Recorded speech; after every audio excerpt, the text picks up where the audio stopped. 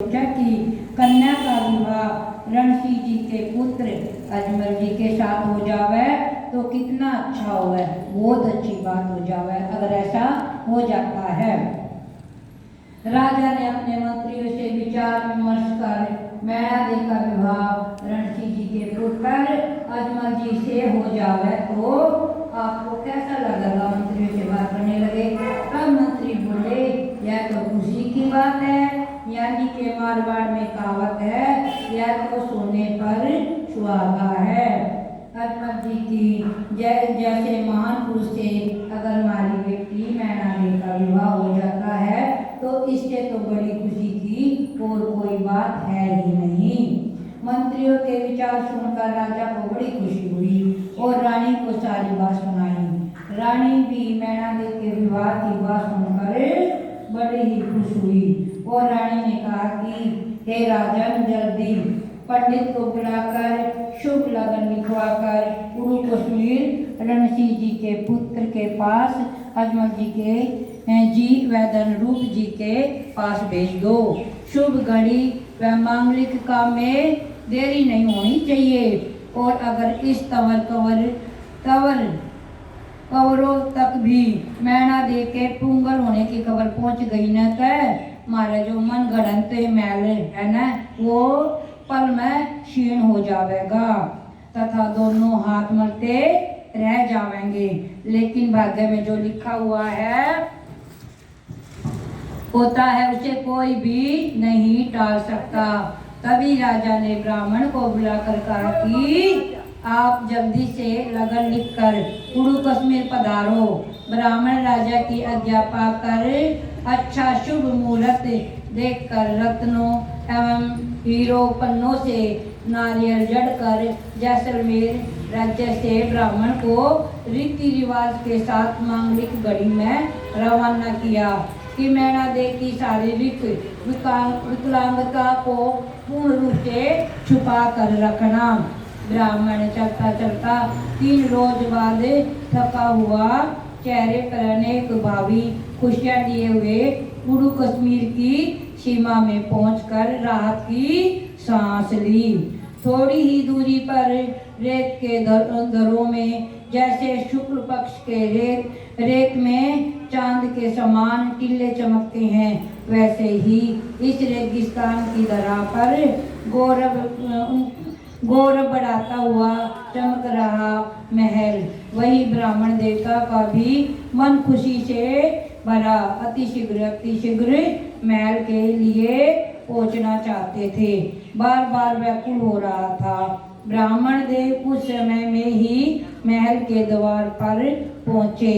वहीं खड़े द्वारपाल आज्ञा अनुसार रोकते हुए सत्कार के साथ अतिथि भवन में ले जाकर सत्कार पूर्वक स्वागत किया।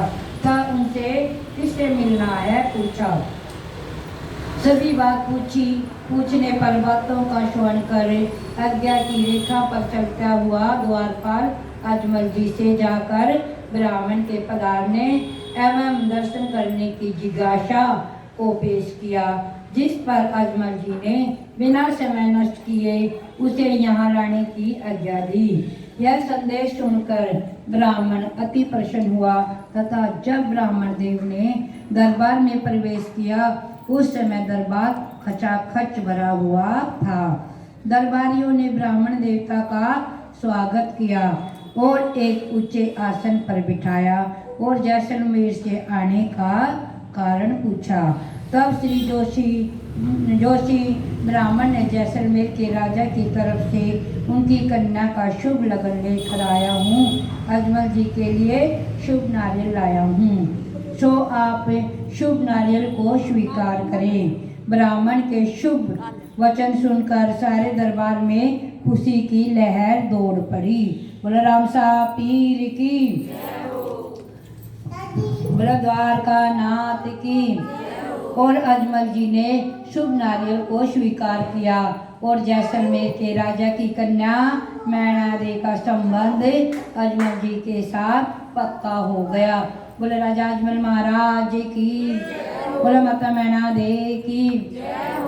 इस संबंध में शुभ समाचार पूरे राज्य में आग की भांति फैल गया तथा ब्राह्मणों के प्रस्थान से पहले ही स्त्रियां घर घर विवाह सगाई के गीत गाने लगी। अजमल जी की शादी के समाचार गांव-गांव फैल गया। लोगों के झुंड नाचते गाते आनंद मगन होकर उड़ू कश्मीर में इकट्ठा होने लगे।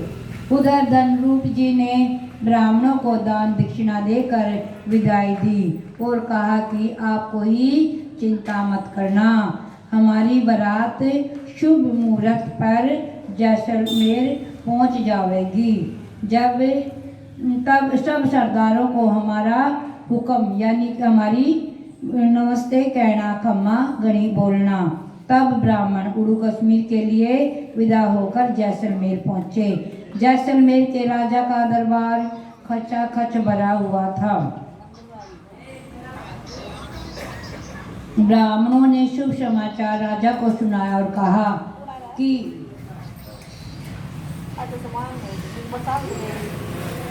कि आपकी कन्या के विवाह की तैयारी कीजिए। आपकी कन्या बड़ी भाग्यशाली है जो अजमल जी जैसा पति मैणा दे को मिला है। राजा ने विवाह की तैयारी करने का हुक्म दिया।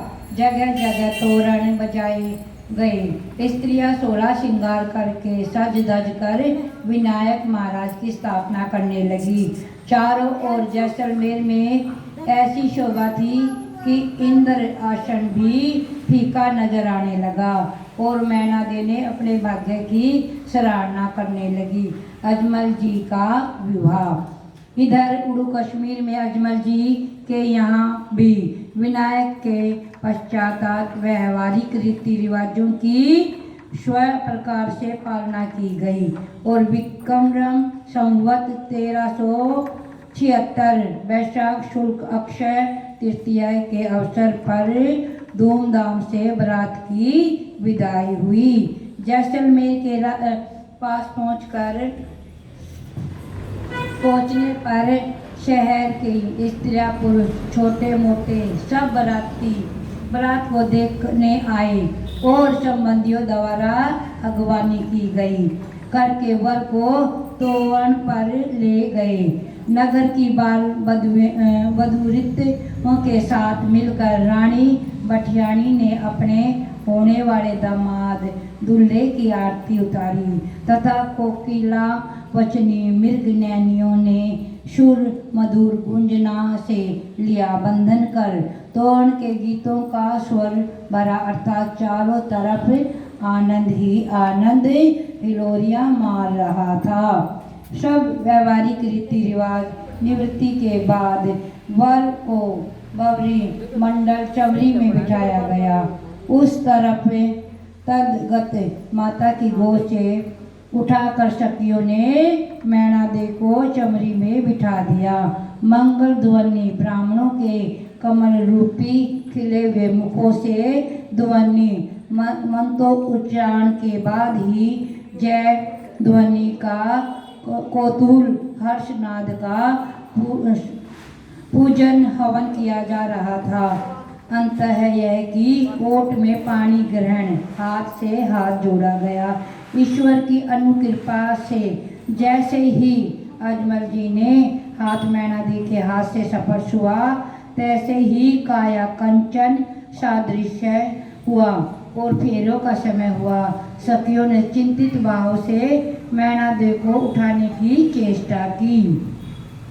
ऋषि जी को गुरु प्रसाद तपस्या व अजमल जी की सरल भावी स्वभावी उपजती भक्ति भाव और भक्ति प्रेम के भाव से मैना दे स्वतः यानी कि स्वयं ही उठकर गति के साथ तेजी के साथ फेरे लेने लगी। बोले रामसा पीर की। उसी समय जैसलमेर के राजघराने बारातियों व दर्शकों को अच्छा आनंद आ रहा था। सबने इच्छा पूर्ति से दान गान सम्मान दहेज आदि से ऐश्वर्य का उपयोग किया तथा राजा ने खुशियों से साथ ले तक राजा सुलेमान तक राज्य फैलाने की अनुमति तथा सैतलमेर से 3 मील दक्षिण में गढ़ बनाकर रहने की आज्ञा दी, जिसे अजमल जी ने स्वीकार किया तथा चवरी के समय अपने ससुर का पोखरणगढ़ के नाम से गढ़ को विख्यात करने का वचन दिया तथा जैसलमेर के राजा ने कन्यादान देकर हथलेवा छुड़ाया गया। राजा और रानी सारा अजमल जी की सभी प्रशंसा करने लगे और खजाना खोल दिया गया। बाटी साहब ने खुले दिल से दान देना शुरू कर दिया। चारों ओर अजमल जी की जय जयकार होने लगी। और अजमल जी महाराज की। अजमल जी का गढ़ गूंज रहा था। उधर बारातियों के खाने का समय हुआ। सभी बाराती खुशी के मारे नाच रहे थे। बारातियों के भोजन ग्रहण के बाद बारात प्रस्थान के लिए तैयारी करने लगी। जाजम बिछाई गई। अपनी बेटी मैना दे को दहेज देने की तैयारियां की।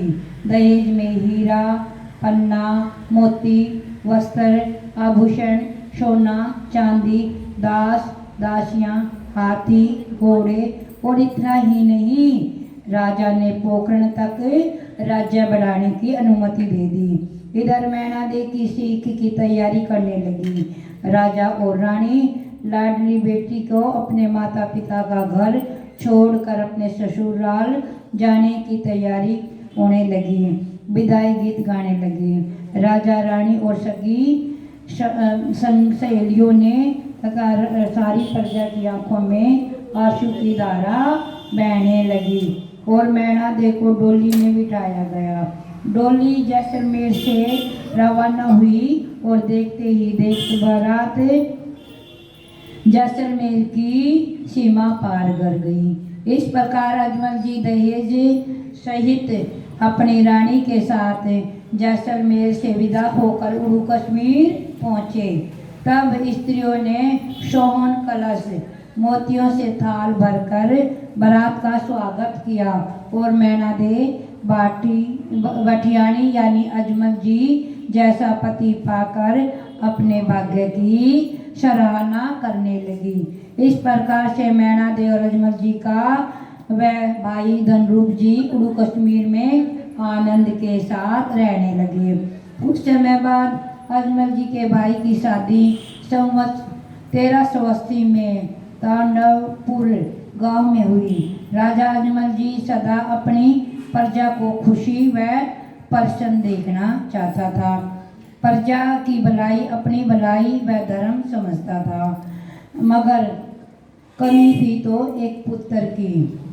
कुल में रोशनी करने वाला कोई भी दीपक न था। इस प्रकार कुछ समय धनरूप जी के पुत्र हुआ, लेकिन वह भी नहीं रह पाया।